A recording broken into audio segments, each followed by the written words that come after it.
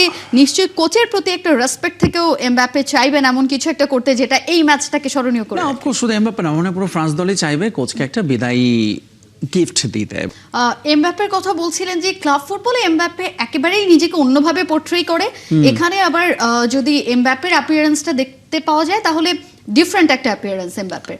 So সেইখানে Mbappe যতটুকু আমি এতগুলো দিনে এমবাপ্পের আসলে দেশামের সঙ্গে যে কেমিস্ট্রিটা বোঝাপড়ার জায়গাটা আমার মনে হয়েছে এমবাপ্পে শুধু দিদির দেশমকে কোচ হিসেবে আসলে যতটুকু কেয়ার করার সেটা দিদির দেশমকেই করে, এবং অন্য যে কোনো জায়গায় ক্লাব বলেন পিএসজিতেও আমরা দেখেছি যে সেখানেও আসলে কোচকে থোড়াই কেয়ার টাইপসের এমবাপ্পের একটা আচরণ।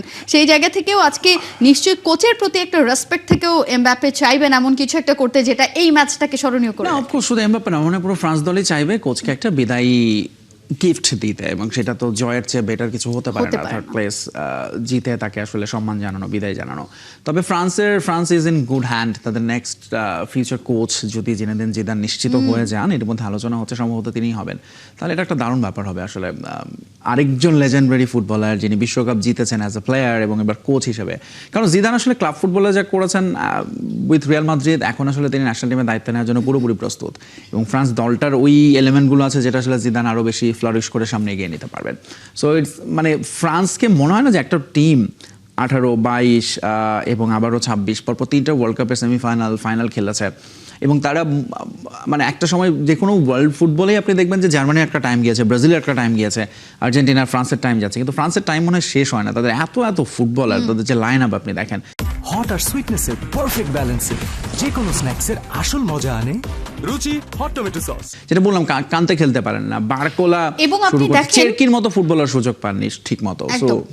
মানে তাদের যদি বেঞ্চের শক্তিটাও চিন্তা করা হয় সেখানেও সুপারস্টাররা বসে থাকেন, স্টার যারা তারা বসে আছে। একদম তাই, নো ডাউট। সেটাই বলছিলাম যে ধরুন আজকের ম্যাচে এই কারণেই হয়তো তাদেরকে একটু সুযোগ দেওয়া দরকার হবে দেশামসের অ্যাটলিস্ট। তারা কারণ বিশ্বকাপ তো আসলে খেলতে গিয়েছে 26 জনের স্কোয়াড, কিন্তু ঘুরে ফিরে ওই 12, 14 বা 15 জনের নামে। সো এই ম্যাচে অ্যাটলিস্ট যারা খুবই কম টাইম পেয়েছে, চেরকি তার মধ্যে অন্যতম, কানতে সুযোগই পায়নি, তাদেরকে অ্যাটলিস্ট কোচ নামাবেন বলে মনে করছি।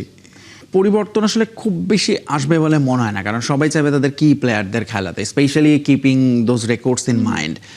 কোন রেকর্ডগুলো? একটা হচ্ছে দিদিয়ান দেশামসের লাস্ট ম্যাচ সে জয় নিয়ে ফিরতে যাবে, সো হি উইল ডেফিনেটলি মানে start with his best 11।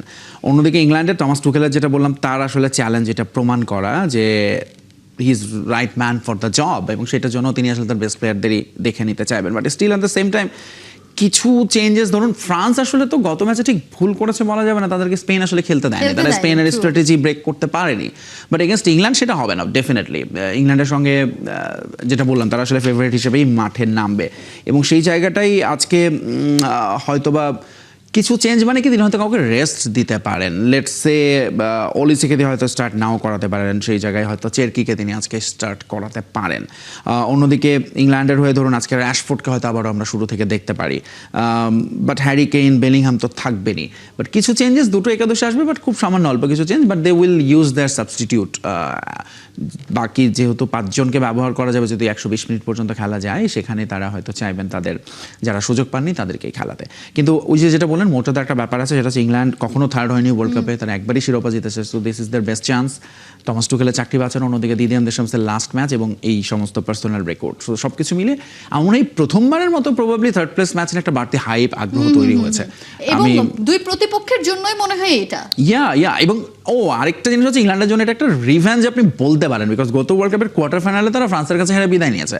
So of course definitely they would love to মানে ওই স্কোরটাকে ঠিক করার জন্য, এবং সেইটা করার জন্য হলেও তারা আজকের ম্যাচে অবশ্যই জিততে চাইবেন।